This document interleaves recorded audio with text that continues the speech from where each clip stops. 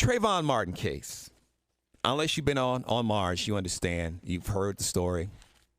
A young man, 17 years old, 140-pound kid, AB student in Sanford, Florida, which is like a suburb of Orlando, was visiting his dad and his dad's girlfriend. He was watching the NBA All-Star game, and at halftime, he went to the store to get his little brother, a bag of Skittles, and he had an iced tea, a can of Arizona iced tea, and a cell phone. And he got back. It was raining. He had his hoodie on.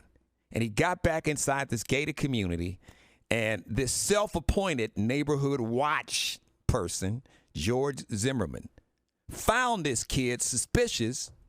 Really, now this is my take on it, but it's reality. Found him suspicious because he was a black male with a hoodie on.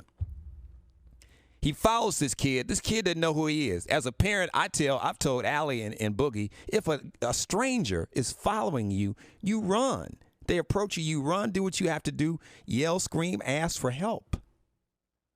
This man approaches him, asked him. Well, the kids, basically, according to Trayvon's girlfriend, who was on the phone with Trayvon when the incident initially jumped off just before he was shot and murdered, Trayvon asked this total stranger, not a police officer, not in a marked car, not even like mall security or not even the development security, not even top flight security. He said, "Why are you following me? This strange man. You could be a pedophile, anything. Why are you following me?" Zimmerman supposedly says, "What are you doing here?" Back and forth. The kid, Trayvon, is murdered, shot in the chest. Cold blood. Zimmerman says it was self-defense. Kid has an Arizona iced tea, a bag of Skittles. Now, there's a law called Stand Your Ground law that basically allows people to do this. If you are allowed to defend yourself, you can use deadly force in self-defense if you perceive a threat. That's dangerous. That's very dangerous. Because if when you start racially profiling somebody, you have a stereotype. What would have happened if that would have been a black neighborhood watch person that saw some white kids in a pickup truck with a Confederate flag, and he perceived a threat, and he would have murdered those children? That would have been an outrage.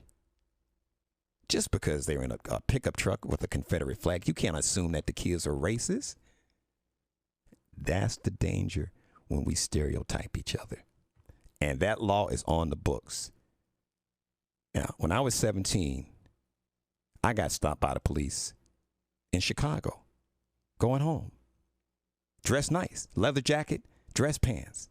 They said I looked suspicious.